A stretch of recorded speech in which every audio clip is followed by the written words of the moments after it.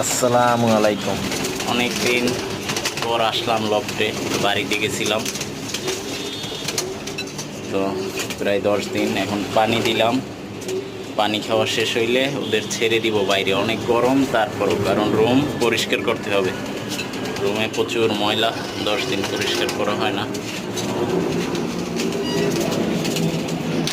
প্রচুর গরম, রৌদ্র। আমি মাত্র ঢাকায় আসলাম, আইসেই কবুতরের রুমে আসলাম। এই যে আবার কেন বেরোই যায়, এখানে তারা ডিমও পাইতে দিছে। কয়টা? একটা না জানি 2টা ডিম পারছে। ওই যে আর পানি দিছি, পানি খাওয়া শেষ হইলে ওদের ছেড়ে দিব, দিয়ে আমি রুমটা পরিষ্কার করব।